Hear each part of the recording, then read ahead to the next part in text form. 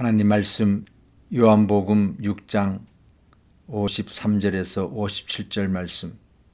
예수께서 이르시되 내가 진실로 진실로 너희에게 이르노니 인자의 살을 먹지 아니하고 인자의 피를 마시지 아니하면 너희 속에 생명이 없느니라.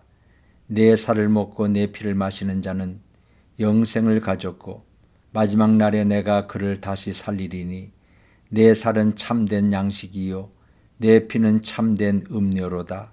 내 살을 먹고 내 피를 마시는 자는 내 안에 거하고 나도 그의 안에 거하나니 사람은 보람 있는 생애를 위하여 자기의 삶을 움직이는 하나의 힘이 필요합니다. 우리는 그것을 생명의 에너지라고 표현하기도 합니다. 나는 이것을 위하여 살겠다. 나를 살게 하는 이유는 바로 이것이다. 이러한 것이 나의 몸과 마음 속에서 약동해야 인간다운 인간의 생애를 가질 수 있습니다. 어떤 사람에게 생명의 에너지는 인테그리티입니다. 편협되거나 옹졸하지 않고 고루 갖춘 온전한 인간이 되겠다는 것이 그에게는 힘이지요. 이렇게 사람마다 자기가 가장 중요하게 생각하는 삶의 에너지가 있습니다. 율법을 대표하는 모세는 시내산에서 받은 십계명 10개의 말씀을 최고의 빛으로 삼아야 한다고 가르쳤습니다. 아모스 예언자는 미가서 5장 24절에서 오직 정의를 강물처럼 흐르게 하라. 그의 생명 에너지는 정의였습니다. 기독교 신앙을 체계화한 사도 바울은 신약의 절반을 썼습니다. 갈라디아서 5장 1절입니다. 그리스도께서 우리를 해방시켜 주셔서 우리는 자유의 몸이 되었습니다. 그러니 마음을 굳게 먹고 다시는 종의 멍에를 매지 마십시오. 이 자유, 이것이 바울의 메시지였고 바울의 생명의 에너지였습니다. 예수님이 제시한 생명의 원천은 무엇일까요? 바로 요한복음 6장이라고 저는 생각합니다. 이 요한복음 6장은 세상의 종교 창시자들과는 근본적으로 다릅니다. 모세나 예언자나 바울과도 근본적으로 다릅니다. 그들은 세상의 종교 창시자들은 위대한 사람들은 이런 메시지였습니다. 이것이 삶의 힘입니다. 이렇게 살아야 복이 됩니다. 이렇게 배워야 됩니다. 이렇게 훈련해야 됩니다. 이렇게 살아야 복을 받습니다. 이렇게 살아야 합니다. 이러한 교훈이나 가르침을 그들은 중요시했습니다. 하지만 예수님은 전혀 다릅니다. 예수님이 하신 말씀 들어보세요. 나는 생명의 떡이다.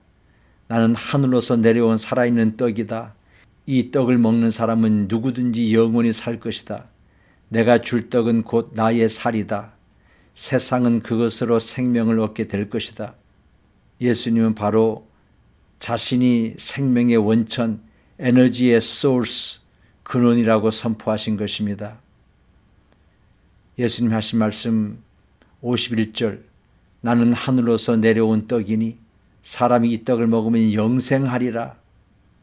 이걸 좀 더 설명하면 아담과 하와는 행복한 두 사람이었습니다. 그들 인간은 육체와 영혼으로 창조되었습니다.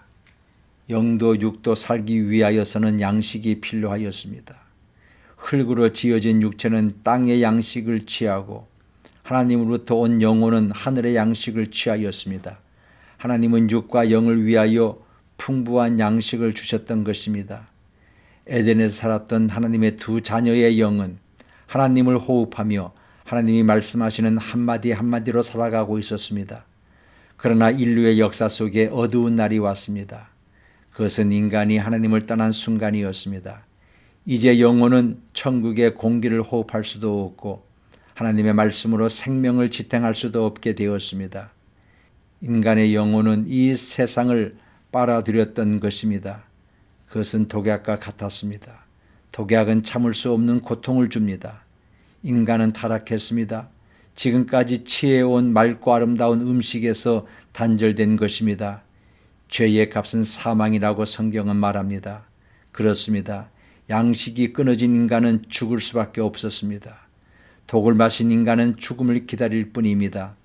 그러나 사랑은 죽음보다 강하다. 그리스도는 죽음이 결정된 인간들 속에 오셨던 것입니다. 죄라는 병균을 가진 죽음의 독약을 예수님은 자신의 영과 육신으로 대신 받아 주셨습니다. 그리스도가 받으신 그 상처와 못자국에는 우리의 영혼에서 독소를 제거할 수 있는 유일한 수단이 새겨져 있는 것입니다. 예수님 하신 말씀 또 들어보세요. 53절 이하의 말씀. 인자의 살을 먹지 아니하고 인자의 피를 마시지 아니하면 너희 속에 생명이 없느니라. 내 살을 먹고 내 피를 마시는 자는 영생을 가졌고 마지막 날에 내가 그를 다시 살리리니 내 살은 참된 양식이요 내 피는 참된 음료로다. 내 살을 먹고 내 피를 마시는 자는 내 안에 거하고 나도 그의 안에 거하나니. 참 예수님의 말씀은 그 어떤 세상의 위대한 성인이라 할지라도 흉내를 낼 수 없는 말씀입니다.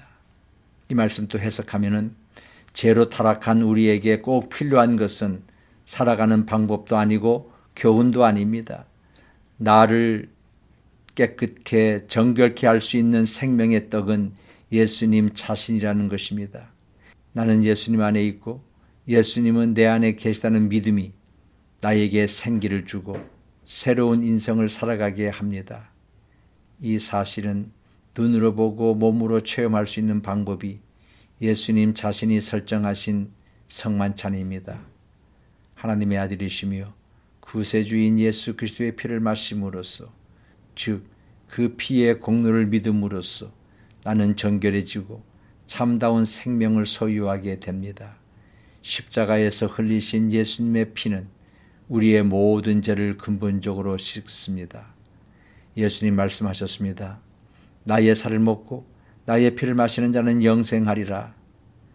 예수님을 먹고 마시는 것이 우리가 영생하는 길입니다.